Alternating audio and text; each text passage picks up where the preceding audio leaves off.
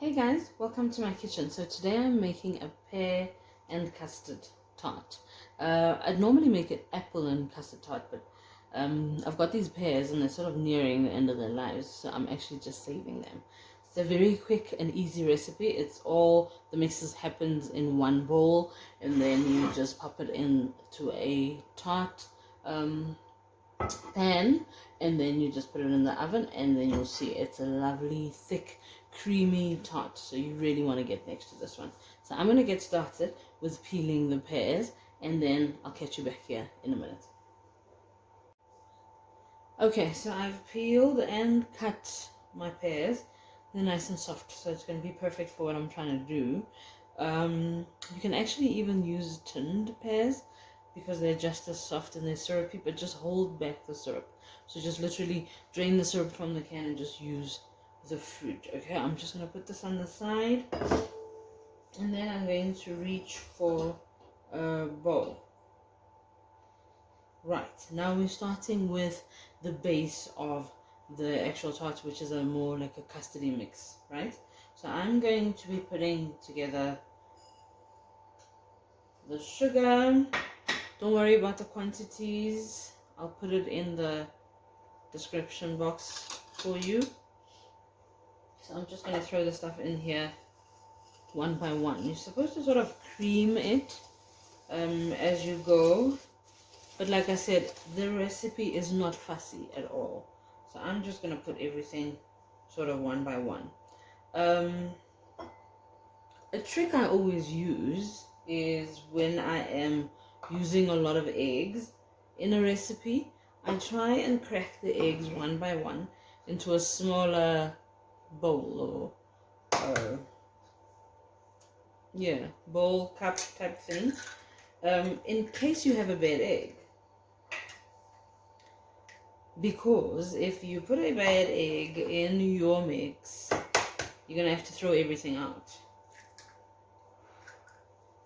So what I normally do is I will crack the egg into a smaller container, and then I'll make sure that the egg is right before I put it in to the bigger bowl. I try and do it. I think it's normally based on how many eggs I have to crack. If it's like more than 2, I'll definitely do it, because I don't want to start again after having cracked 2 eggs and then number 3 is like rotten or something. But if it's just 2, I normally just say a little prayer and then just put them together. Okay, so those are my eggs. All 4 eggs in the mix. And then I've got some essence. Yes, vanilla essence or extract.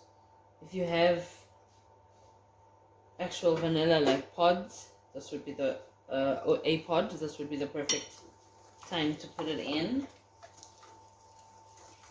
Just gonna try and mix that while we still don't have too much in here. I'm using a big bowl because I want to be able to very comfortably whisk without any stress.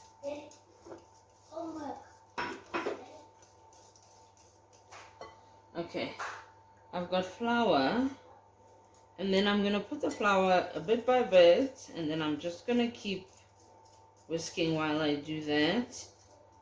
Like I said, not very fussy, you know, I'm just trying to do it a bit more prettier for you guys, but when you do it at home, don't worry about us. And because it is a tart with so much egg in it, you really don't have to worry about over mixing and that kind of thing. It sort of sorts itself out. You know, when it comes to quick and easy, I'm your guy. That's looking nice. That's looking very nice. Just to share a nice little trick with you, if you are using a bowl or you're whisking something on top of a counter and your bowl keeps moving, just put a cloth under it, and that will stop it from moving. That's what I should have done right in the beginning. Okay, and now I'm going to add the milk. So remember I said it's a custard tart, right? So I'm going to add the milk bit by bit, because the milk is the star. The milk and eggs is the star, or are the star of the tart. See, I told you. You can see it jumping out. So I'm using a bigger bowl. Nice. Just find somewhere to put that. Okay, so I've got that in, and lastly I've got some coconut flakes. Now I was supposed to use the so then I realized that my phone had died a little bit after I started doing whatever. So I did mix in the coconuts in there, and then I've got a pie dish or a tart dish, and I've got a little bit of butter on the bottom. I used actual butter. You can use cook and spray, you can use oil, whatever it is that you like to use, so that your tart sort of doesn't stick. I really don't mind, because it normally gets eaten all in one go. But anyway, then I've got the pears that I've peeled.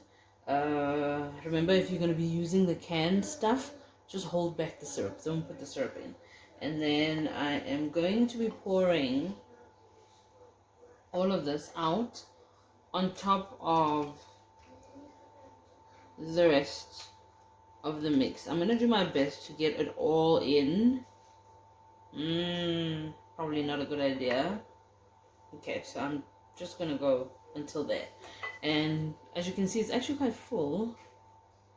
Can you see? So when I put it in the oven, I'm actually just going to put an oven tray below it, so that I don't have drama in my life. I don't want that. This goes in the oven. The oven is preheated at 180 degrees Celsius, and it goes in the oven for about an hour. And here we are. So the tart is out the oven. While it was in the oven for a full hour, because for some reason it was still quite jiggly in the middle. So I left it in for a full hour. And while it was in the oven, because it was in there for so long, it started to get a bit brown, or more brown than I would have liked. So what I did is I just got some foil, and then I put the foil on top just to cover it, that it wouldn't go over brown, that I wouldn't have like a burned look. So that's what I did, and then I just let it go until the end of its hour. Now I'm going to cut into it, and I'm really hoping that it's nice and custardy, but that it's fully done.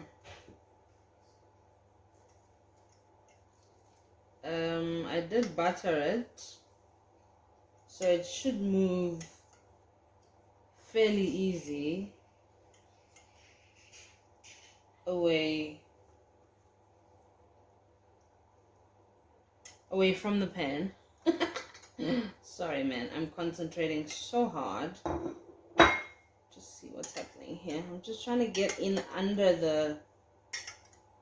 the pie. Just make sure we cut it off completely. I'm going to lose some coconut there, but I would rather have a piece of pie. I'm absolutely butchering it though.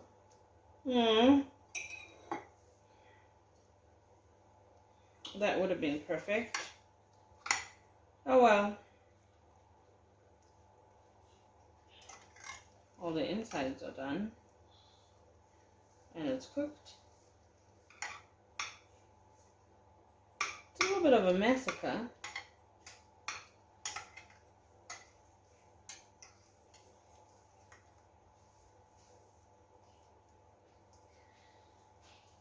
It's not as pretty as I would have liked, but I hope it tastes good. So let's taste it.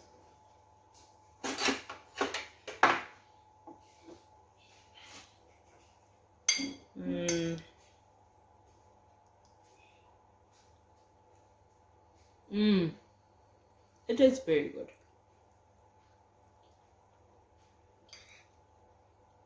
Oh yeah, it's very yummy.